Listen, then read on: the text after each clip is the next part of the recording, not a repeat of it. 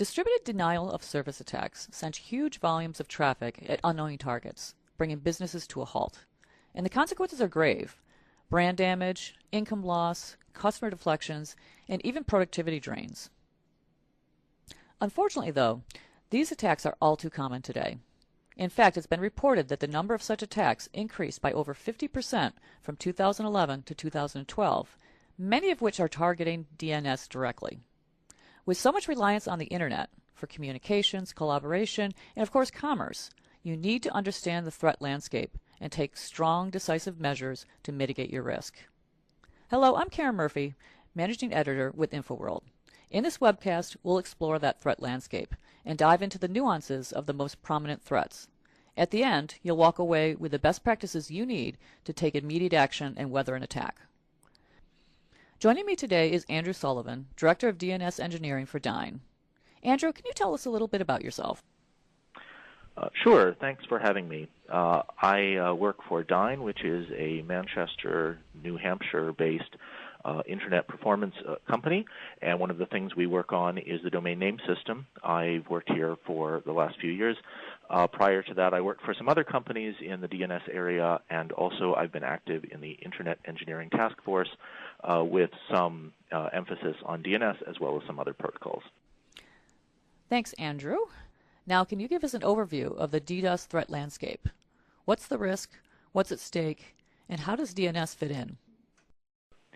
First, we have to understand that denial of service is exactly what it sounds like. It's usually aimed at a server or a group of servers. In any case, the point is always to prevent a given service from working for the users. And these are not a new thing.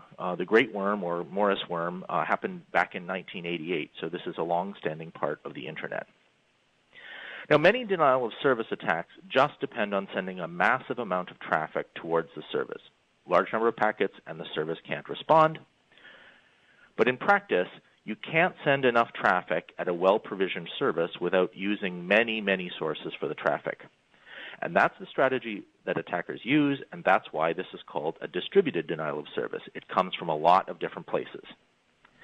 Now, the DNS is an important service, and it also turns out to be an excellent tool to use when mounting an attack. So the DNS gets attacked itself, and also it is the source of attack traffic.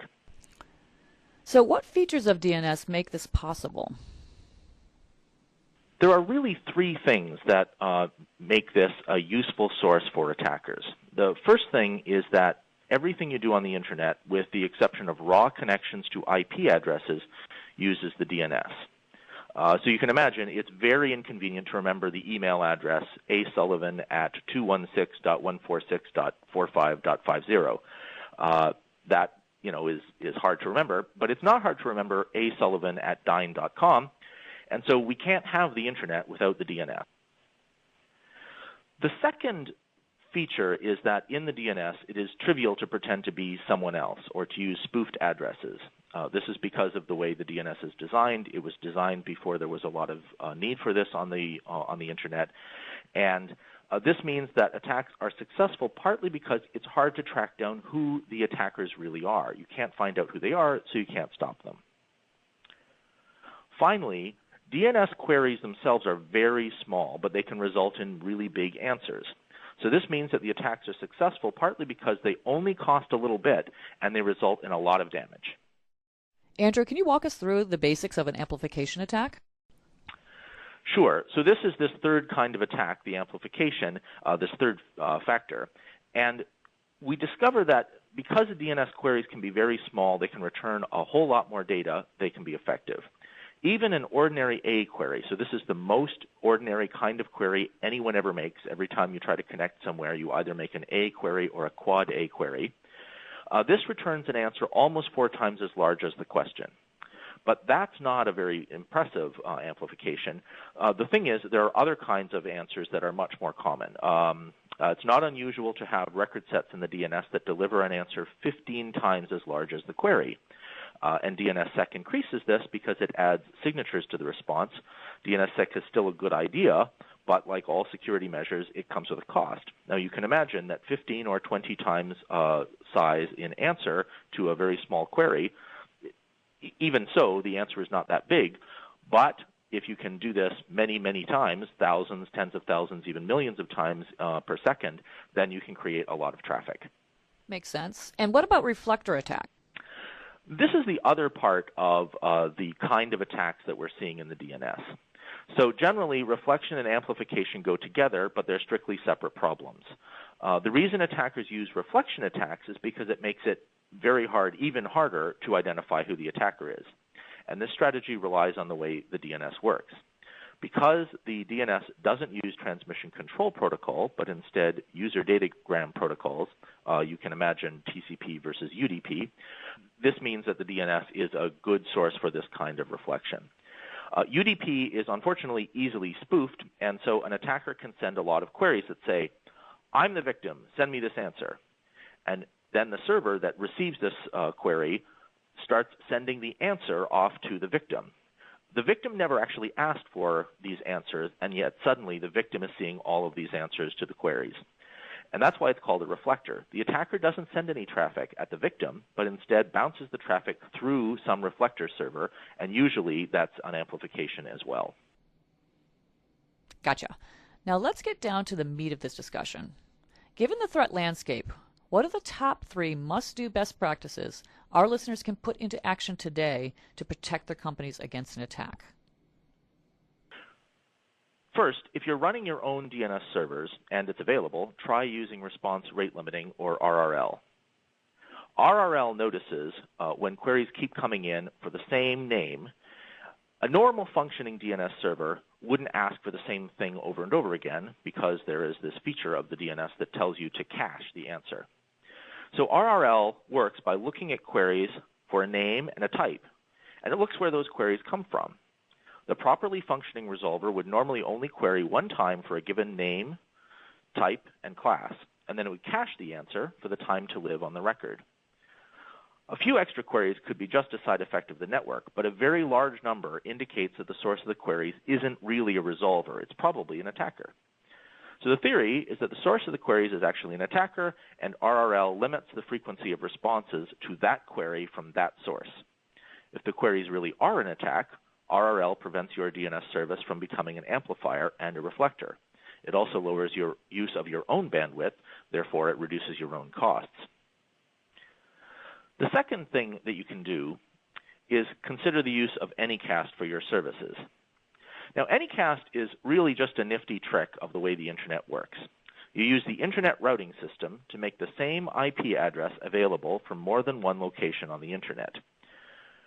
The reason this can help with DDoS is that the attack traffic will go to your servers according to how the routing system says it will. So different people on the Internet go to different places. It is much harder for an attacker to design their attack to be distributed across many different routing paths on the Internet, although some very successful attackers have in fact begun to do this. The idea, though, is that some of your sites might be attacked, and users of those systems will see the negative effects, but other sites will continue unmolested, and this makes your overall DNS service more resilient to attack. I want to emphasize it won't save anybody using the server that is actually under attack. Now, it's worth observing that Anycast is not a trivial thing to do. If you already have significant network department, or not just for your LAN, but you actually are running multiple sites, then Anycast might be an option for you. It isn't really an option for you if you don't have significant routing experience on your network team, because a bad Anycast deployment is much worse than a well-functioning and resilient Unicast deployment. Of course, if you want to do Anycast and you don't have a lot of networking staff, you might consider outsourcing. You might also consider this if you want a dedicated DNS staff who can respond quickly to attacks. The good thing about outsourcing is that, depending on your outsourcing provider, you can get Anycast presence, dedicated network staff, and lots of bandwidth and resilience to denial of service attacks. Attacks that might be fatal if directed at your corporate network or even your limited bandwidth co-location site can often be handled without trouble by outsourcing providers. There is a bad thing about outsourcing, and that is if you share a certain amount of fate with the provider's other customers. So if the provider has a lot of customers who are targets, your DNS servers could come under attack even though your own service isn't the one being attacked. When you're evaluating outsourcing providers, don't neglect these questions about shared fate because they can be really important. And what's the upside in all of this? Well, notice something I did not say, which is what you can do to prevent becoming a target of these attacks. The sad truth is that there's nothing you can do about that. RRL can help you blunt the force of the attacks, but because of the way DNS relies on UDP, it is basically susceptible to spoofing, which makes the attackers very hard to identify. So one issue that we still have is that many network providers do not implement BCP 38 or Best Current Practice 38. Now, this is a document that says you should filter traffic from your network to make sure that it's legitimate. It would seem obvious, but not everybody does this. If you're a network provider and you see a packet coming from inside your network that claims to be from an address that isn't inside your network, you just shouldn't allow that packet to continue onto the Internet. BCP 38 is 13 years old, and too many ISPs are still not following its recommendations. One thing that we all can do to make the Internet safer is to require BCP 38 conformance from our providers and audit their compliance. Unfortunately, this will only really work if almost everyone does it, but like all antisocial behavior, network spoofing thrives in an environment where people don't do anything about that antisocial behavior. If the pervasiveness of these attacks causes more customers to insist on BCP 38 compliance as a contractual term, soon ISPs would learn that they would need to do this on their network for real, and we'll all get a better Internet out of it. One other benefit will come if we start taking seriously the need to secure the cloud-provided systems on the network. Part of the reason these attacks are now so serious is that many of them are coming from virtual servers that are sitting in data centers all over the world. They have access to a great deal of bandwidth, and for that reason are more dangerous than the ones that used to be built with badly maintained home machines using always-on cable modems.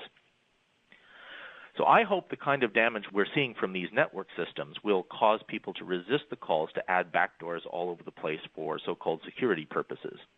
Law enforcement, security of the nation, and so on, those are all really important, of course.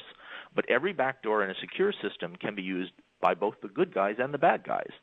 Secret backdoors do not remain secrets for long, as we have seen over and over again. We need real security in our systems, and that means that poorly secured backdoors are no more acceptable than weak passwords, password recovery questions about your hometown or dog's name, or any of the other things that we do all of the time to undermine our network security. Great, thanks, Andrew. And would you like to wrap up now with a quick overview of what Dyn brings to the table? Sure. Among other things, Dyn does DNS outsourcing, and we have dedicated network and DNS staff, a fairly large and widely dispersed Anycast network, and DDoS mitigation strategies we have crafted using our experience. Now, I will not say we never experience very serious DDoS events, and I'd be pretty skeptical if someone in this market claimed that they did not. But I think we do a pretty good job of DDoS mitigation. We also contribute to the ongoing efforts to fix the protocol issues on the Internet. Dyn has staff that participate in Internet Engineering Task Force. I am one of them.